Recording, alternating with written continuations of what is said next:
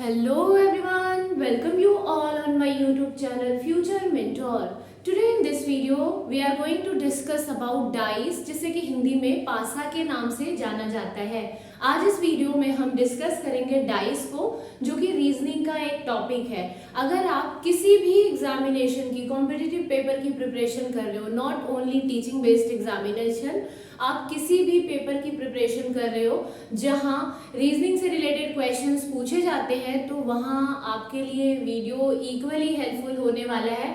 आज इस वीडियो में हम डिस्कस करने वाले हैं कि डाइस जो है वो दो तरीके के होते हैं, स्टैंडर्ड डाइस और जनरल डाइस। बेसिकली क्या मीनिंग है general dice and standard dice का, और साथ ही उससे रिलेटेड जो क्वेश्चन पूछे जाएंगे उनको हम किस तरीके से इजीली टैकल कर सकते हैं। अगर जैसे कि मैंने आप सभी को कहा कि आप किसी भी एग्जामिनेशन की प्रिपरेशन कर रहे हो, किसी भी कॉम्पिटिटिव पेपर की, तो वहाँ ये इक्वली हेल्पफुल होने वाला है। साथ ही अगर कोई 12th पास स्टूडेंट CUET की प्रिपरेशन कर रहे हैं for getting admission in universities, तो ये वीडियो उनके लिए भी इक्वली हेल्पफुल होने वाला है। तो आइए हम स्टार्ट करते हैं अपना टॉपिक, व्हाट डाइस। डाइस है क्या? तो जैसे कि आप सभी को पता होगा कि डाइस जो है, आप सभी ने देखा है, हम सभी लूडो खेल चुके हैं, है ना, अभी भी खेलते हैं और हमने बचपन में भी खूब खेला है। तो आपको पता है कि जो वहां भी क्या होता था, डाइस जिसे हम शेक करते हैं और फिर उस पर नंबर आता है, फिर उसके अकॉर्डिंग हम खेलते हैं।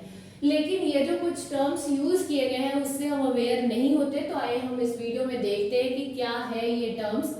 So first of all, there are two types of dice. दो तरीके का पासा होता है। First one is standard dice and the second one is general dice. एक क्या होता है आपका standard dice और दूसरा होता है आपका general dice. अगर हम standard dice की बात करें तो लूडो वाला जो हमारा dice होता है that is standard dice and the next one is general dice. Standard dice में क्या होगा, sum of opposite side is equal to 7। ये जो ऑपोजिट साइड यहाँ पे क्या होता है 7 के इक्वल होता है। प्लीज वीडियो को स्किप मत करना। आप ये मत सोचना कि कॉम्पिटिटिव पेपर में हमसे डेफिनेशन थोड़ी पूछा जाता है, हम डायरेक्टली क्वेश्चन पे जंप करते हैं, बट नहीं, आपको जितनी क्लियरिटी होगी कॉन्सेप्ट की आप भूलोगे नहीं, ठीक है, क्योंकि हम कुछ टाइम तक तो याद रख पाते हैं ट्रिक को, फिर हम भूल जाते हैं। बट अगर आपको मतलब पता है जनरली कि है क्या, तो आप फिर भूलोगे नहीं। Second one is general dice. General dice में क्या होता है, sum of adjacent side is equal to 7। Opposite सभी को पता है, जो ऑपोजिट का मतलब क्या होता है, सम्मुख, सामने वाला, और एडजेसेंट मीन्स क्या होता है, जिसको हिंदी में आसन कहा जाता है, साथ वाला।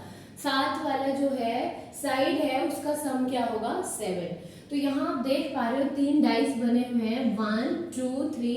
इन तीनों डाइस के थ्रू मैं आपको क्लियर करूंगी कि क्या है इसका एक्चुअल में मीनिंग जो ऊपर लिख रखा है। अगर आप इस वाले डाइस को देखोगे तो यहाँ देखो 1 + 4 = 5, यहाँ से तो कुछ भी क्लियर नहीं हो रहा है। लेकिन अगर हम यहाँ देखें 4 + 3, ये दोनों कैसे साइड है, एडजेसेंट साइड। एडजेसेंट साइड हम उसको बोलते हैं जो एक दूसरे से चिपके हुए होते हैं, एक दूसरे के साथ में होते हैं, उसको हम बोलते हैं एडजेसेंट। तो इन दोनों का सम क्या है, 7 है। जैसी एडजेसेंट साइड का सम क्या आ गया 7, it means it is a general dice. ये आपका क्या है, जनरल डाइस है। फिर अगेन अगर आप यहाँ देखोगे 3 + 5 = 8, बट अगर आप यहाँ मूव करते हो तो 5 + 2 = अगेन 7। जैसी एडजेसेंट साइड का सम आया 7, it is again what, it is a general dice. Now move towards the next and here you will get 1 + 2 = 3, but अगर आप 2 + 4 करते हो again it is 6 not 7। 4 + 1 अगर आप करते हैं ये भी क्या आ जाता है आपका 5। तो आपने देखा कि साथ वाली जो साइड है, भुजा है, उसका सम क्या आ रहा है, इसका आपका आ गया 3, इसका आपने किया तो 2 + 4 = 6, और इसका आपने किया तो 4 + 5 = 9। कहीं से भी 7 नहीं आ रहा है एडजेसेंट साइड का सम। जब 7 नहीं आ रहा है it means it is a standard dice. ये क्या है आपका स्टैंडर्ड डाइस है। तो यहाँ से आपको क्लियर हो गया कि जनरल डाइस किसको कहते हैं, स्टैंडर्ड डाइस किसको कहते हैं। Now we will move towards the question.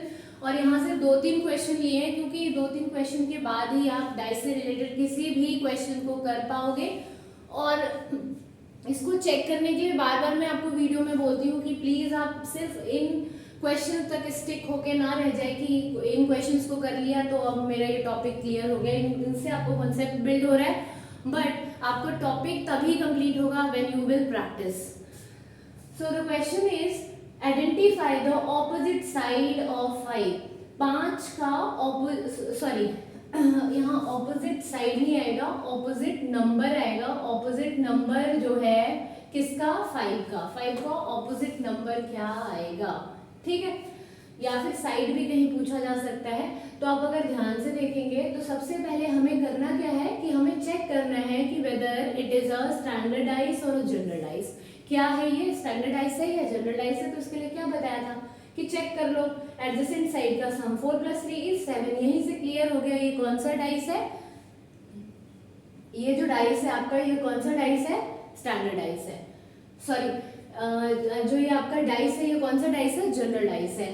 फिर अगर आप यहाँ भी चेक कर लो तो यहाँ भी 4 + 3 क्या आ रहा है, 7। अब ऐसा आने के बाद हमें क्या करना है, क्वेश्चन को सॉल्व करने के लिए यहाँ प्लीज ध्यान से देखना, हमें क्या करना होता है सेकेंड स्टेप में। पहले तो हमने देखा क्या, स्टेप 1 हमने चेक करा। स्टेप 2 में क्या करना है कि जो भी कॉमन नंबर है उसको पहले लिख लेंगे। तो यहाँ अगर आप देखो 4 और 3 ये जो है कॉमन है, तो मैंने साइड पे लिख दिया 4 और 3, ठीक है।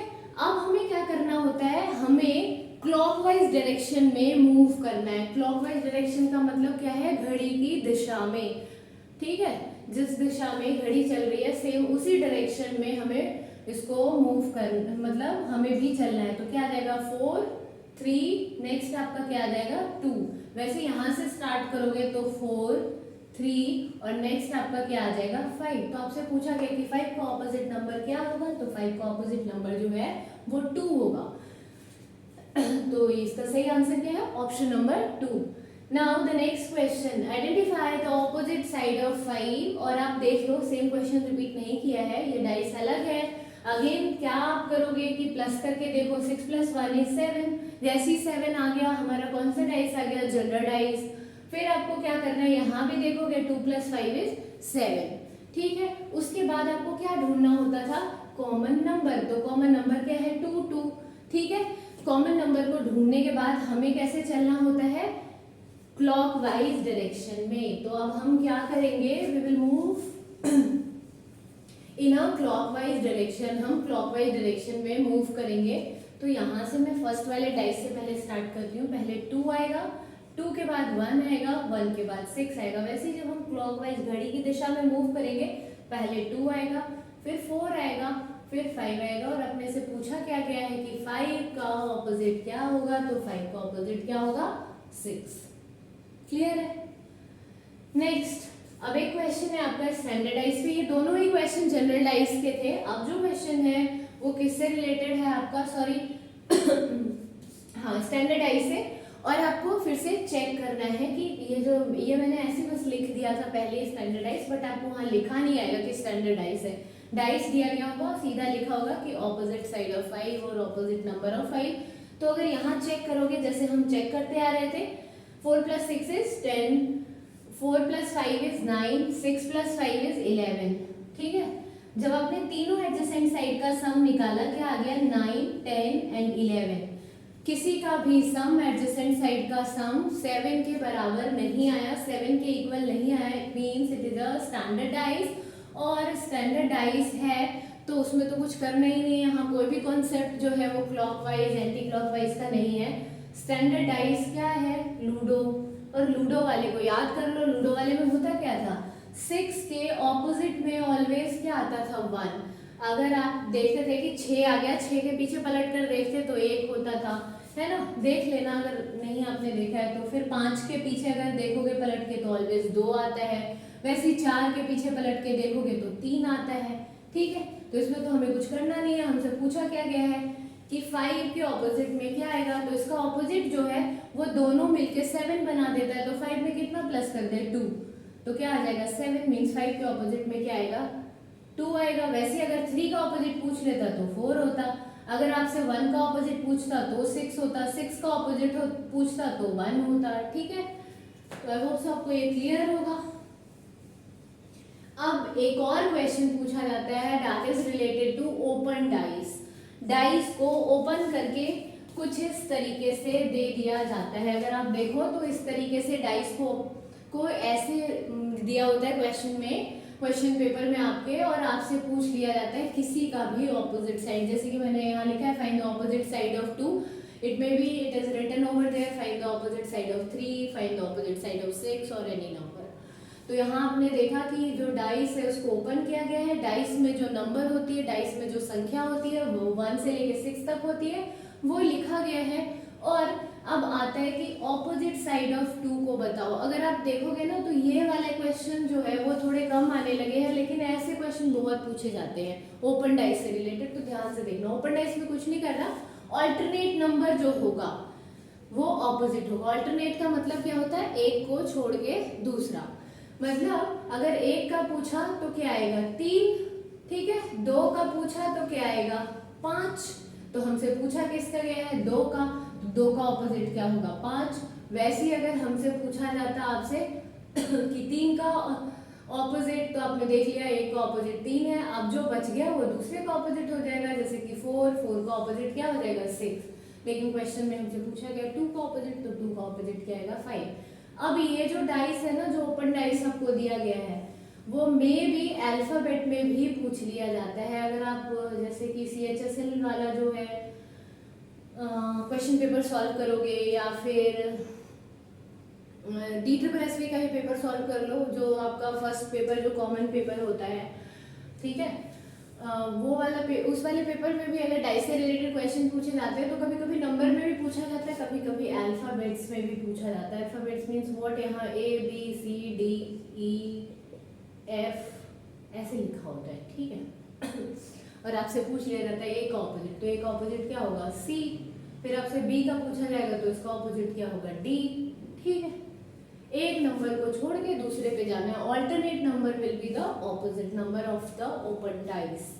तो ये आपने देखा इस वीडियो में कि डाइस क्या है। तो आपने बेसिकली देखा कि डाइस 2 तरीके के होते हैं। एक होता है स्टैंडर्ड डाइस, जो हम लूडो खेलते थे या खेलते हैं, वो वाला डाइस स्टैंडर्ड डाइस होता है, जिसमें कि ऑपोजिट साइड, ऑपोजिट वाले नंबर का सम 7 होता है। और जबकि हम जनरल डाइस की बात करें तो उसमें सामने वाले जो होते हैं ना, सामने वाली जो भुजा होती है, आसन भुजा जिसको हिंदी में कहा जाता है, उनका सम जो होता है वो आपका 7 के इक्वल होता है। फिर आपने देखा कि अगर जनरल डाइस है तो कैसे करेंगे, कैसे फाइंड आउट करेंगे, और स्टैंडर्ड डाइस है तो तब तो और भी इजी हो गया। ओपन डाइस है तो सिर्फ ऑल्टरनेट नंबर्स को हमें पिक करना है या फिर ऑल्टरनेट अल्फाबेट्स को लेना है और फिर उसके अकॉर्डिंगली हमें आंसर करना है। So this is all about dice. तो आई होप सो आप सभी को ये वीडियो पसंद आया होगा। डाइस से रिलेटेड क्वेश्चंस को आप इजीली सॉल्व कर पाओगे, डाइस टॉपिक भी आपको क्लियर होगा। अगर आपको ये वीडियो पसंद आया तो प्लीज़ वीडियो को लाइक करें और इस वीडियो को ज़्यादा से ज़्यादा लोगों के साथ शेयर करें, सो डैट मैक्सिमम लोगों को इस वीडियो के थ्रू बेनिफिट मिल पाए। एंड येस, चैनल को भी सब्सक्राइब करना ना भूलें। Thanks for watching this video. Thank you all.